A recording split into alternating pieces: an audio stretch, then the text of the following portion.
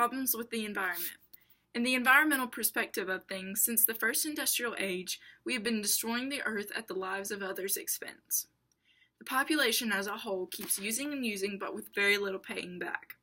Sure, a person can plant a few trees, but can anyone really replace those priceless fossil fuels that we have been using? Or the hole in the ozone layer? They cannot. The nature of all of this is absolutely heinous. That being just another major example of how selfish we as humans are. A little give and take with nature is a balance the inhabitants of this earth so desperately need. But people will never achieve because of the one thing that rules us: greed. Money. Men and women and children even obsess over the dead remains of the earth, which is money. It makes us smile and it gives us reassurance. It buys our favorite foods and a gift for a loved one. It destroys and it builds. But all of this is fake stances. Just walk through the city and see if you can tell the difference in the air quality. Because all of the people all over the world have found a love of paper currency, or ozone and climate pays the price. The inevitable emotion being that everyone should care and be cautious of their carbon footprint. As a whole, everyone should just be aware and try to cut down and quit letting greed rule us to the point where we incinerate our home. A problem of most severity that faces the world is that of smog and other forms of air pollution, but smog being the most familiar.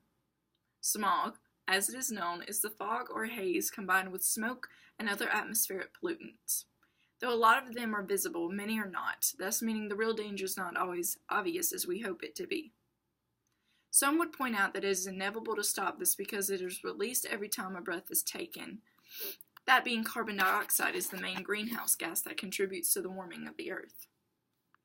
The real problem is the carbon dioxide that is released from planes, cars, power plants, and any other method of which burns fossil fuels.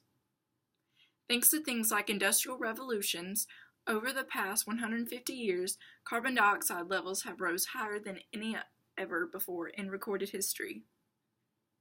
Methane is another very dangerous greenhouse gas that, like carbon dioxide, comes from natural sources, like swamps and livestock. Chlorofluorocarbons, CFCs, are banned because of the deteriorating defect on the ozone layer. They could have and would have been found in refrigerants and aerosol cans, one of the most popular being hairspray in the 80s. They were discovered in their importance, coincidentally. Sulfur dioxide is also something immensely in close relations with smog. Sulfur dioxide and other chemicals are primary causes of acid rain. Just let that sink in, that the population openly contributes with giddiness to something that can cause acid rain. Though it can cause acid rain, it is recently developed that lower levels can, in a twisted turn of events, make global warming worse. When sulfur dioxide blocks the sunlight from a volcano, the opposite can occur when the levels are cut, meaning that a thin layer would let more sunlight in, thus warming the earth even more. It does not help at all when the other greenhouse gases are caught and trapped and increases the heat levels, basically burning us and cooking us alive. The point of roadside recycling pickup in inner city limits is so that it appeals to our lazy, pride-driven selves. Humans enjoy convenience and recognition, and all of which is to be done is to separate paper from plastic and put it in a bin outside of our door. It is found to be much easier, so more people do it. A personal effort just does not seem to be enough anymore. Not saying that it is not appreciated or helpful in any way, just that something on a larger scale needs to be done. Governments all over the world and on the basis of countries have been working together to work on something called the Kyoto Protocol. The Kyoto Protocol is an agreement between countries to cut back on carbon dioxide emissions. Governments also help with the fact of higher taxes on carbon emissions in gasoline. When the price of gasoline is more expensive, people will be less likely to travel as much or as far. The overall effect of this goal is less pollution. Ideas and conspiracies about the environment have been in circulation since the beginning of unrecorded time.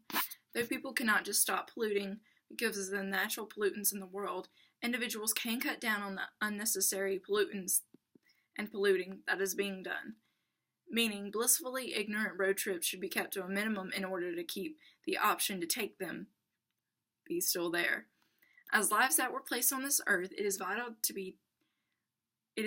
it is taken care of by its inhabitants. Think about the treads on your shoes before a step is taken, because the carbon footprint is a